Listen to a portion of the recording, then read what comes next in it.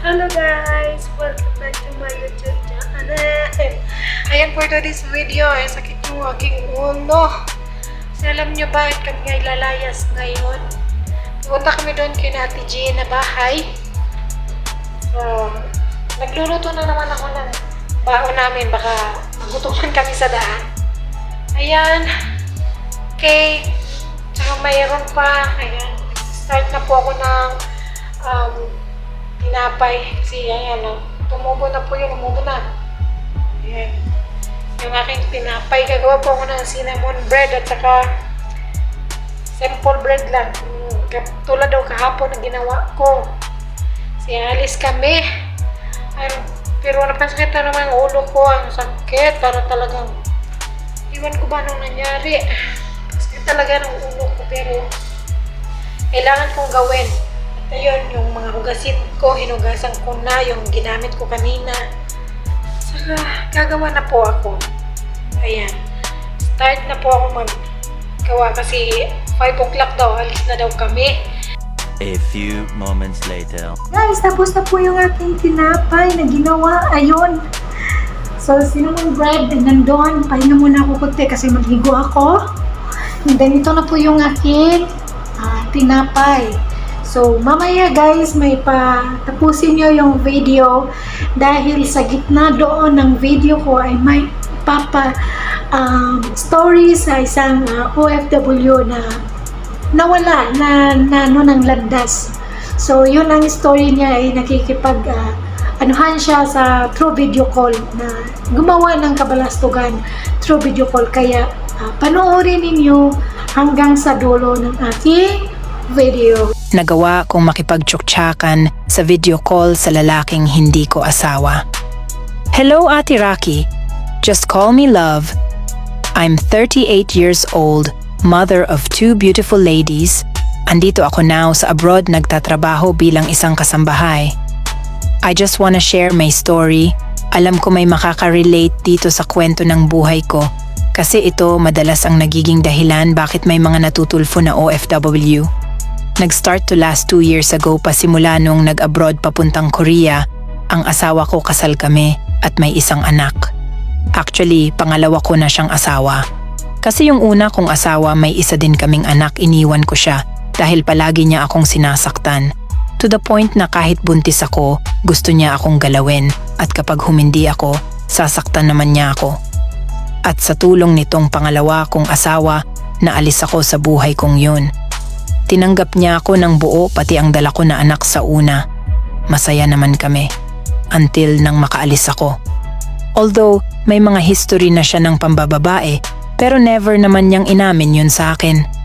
Kaya tiniis ko na lang, wala din naman kasi akong ibang ebidensya na may babae nga siya aside sa nakita kong panty ng babae sa locker niya nung minsang pumasyal ako sa worksite nila. Fast forward. Nung nakaalis ako pa ibang bansa, doon na nagbago ang lahat. Bilang babae, minsan naghahanap din ako ng init ng katawan. May isang beses na nagpahiwatig ako sa asawa ko. Kasama ko siya sa banyo sa paliligo. Pero alam nyo, sa halip na mag-init siya parang nandiri pa siya. Tapos, sinabihan niya ako na magbihis daw ako at baka matrace daw ng lugar ko na may ginagawa akong kababuyan. Yung pakiramdam na parang hindi niya ako asawa.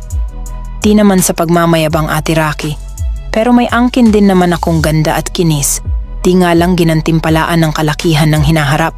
Pero kung husay at husay din lang naman ang pag-uusapan, hindi ako pahuhuli dyan. Hanggang sa siya naman yung nakapag-abroad. Lalo siyang naging malamig sa akin at doon ko na naisipan na libangin ang sarili ko sa pamamagitan ng pagla-live sa Bigo. Isa itong application kung saan marami kang pwedeng maging kaibigan.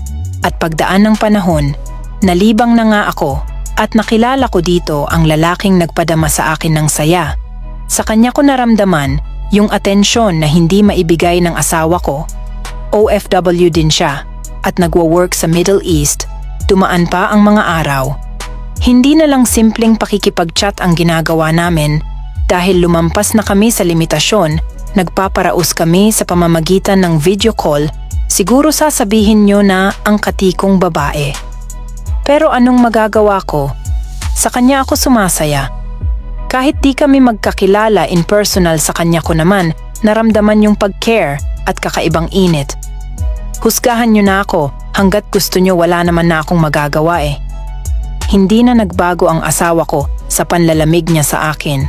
Pakiramdam ko nga, sa 14 years na naming mag-asawa, hindi ko pa talaga siya lubos na kilala. Hanggang sa makauwi na ako, nagkita kami noong lalaki na nakilala ko sa Bigo, at syempre may nangyari sa amin, hindi lang isang beses, kundi marami. Sinamantala ko yung pagkakataon na yon habang nasa abroad ang mister ko. And still, kahit nasa Pinas na ako, ganun pa rin ang mister ko. Sinubukan ko pa din siyang akitin kasi alam ko kailangan niya rin yon since LDR kami. Pero nabigo lang ako. Kabaliktaran naman ang nagiging reaksyon ng kalandian. Kung lalaki, mabilis kasi siyang mag-init kapag magkausap kami sa kamera ng hubad ako. Hanggang sa makabalik na ulit ako sa abroad. Pero tulad ng iba, hindi lahat ng relasyon ay masaya. May isang pangyayari na talagang pinagsisihan ko. May isang babae na nag-PM sa akin at nagpakilala na asawa daw siya nung lalaking kalandian ko. Matapang siyang babae at ipinakalat niya ang mga picture at screenshot ng TikTok ko sa Facebook. Nakesyo daw malandi ako at nakikipag-tsuktsakan sa kamera. Nakesyo daw may asawa akong tao, pero napakalandi ko. Di ko yun natanggap at talagang nag-hysterical ako. Dahil paano na lang kapag nakita yung post na yon ng asawa ko. Lahat pa naman ng post nung nasabing asawa ko no, nakatag ako. Sa point na ito nagising ako dahil nangyari na nga ang kinatatakutan ko, nalaman ng asawa ko. At sabi pa niya, ako na daw ang mag-file ng divorce dahil sa tingin niya, masaya naman daw ako sa lalaki ko. Hindi ko maintindihan kung bakit gano'n na lang ang naging reaction ng mister ko, na para bang hindi talaga niya ako minahal simula pa lang. Alam ko may kasalanan din ako, pero masisisi niyo ba ako bakit ako nagkaganito? Sa tingin niyo ba dapat ko pang ipagpatuloy yung pakikipagrelasyon ko sa lalaki ko? Sana kahit ganito yung nagawa ko, sana may mag-advise pa din sa akin kung ano ba talaga ang pinakamaganda kung gawin. Alam ko, marami sa inyo ang magagalit sa akin dahil sa hinanap ko yung kakulangan ng asawa ko sa iba na lubos kong pinagsisihan ngayon. Pero sana may makapagbigay pa din sa akin ng advice para naman kahit paano malinawan ako. Maraming salamat po. Guys, nandito na kami ni Ate Jen sa bahay nila. Nandito na pala ako. Ano mo juga pa safer? Taguin daw na yung pinaka-cleavage. Taguin na cleavage. Ayan o. Chef. Kahit saan nagpunta si Inday. Chef pa rin. Kaya ito yung bahay nila ni Ate Jen. Diba? Maganda yung kusina nila. Ikot ko kayo sa bahay ni Ate Jen. Ayan yung kusina. Kusina ni Ate Jen. Ayan. Diba? Napakagaling, napakaganda ang kusina. Chef cook. Ayan. Sige, buhat ni mo din Ate Jen. Design of fry. Grabe yung buhay.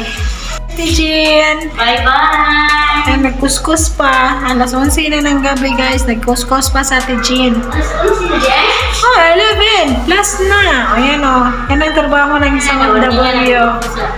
Kuskus pa more. Yan ang buhay niya dito, guys. May dati may pagkakaroon. Hindi na siya ganahanap siya. Ayan. Kuskus pa more. Kaya, thank you so much sa inyong hapon. So, ang 20 Ang Mighty Desmond. Kuskus mo na. Sige, bye-bye, Ate Jen. Bye-bye! Bye!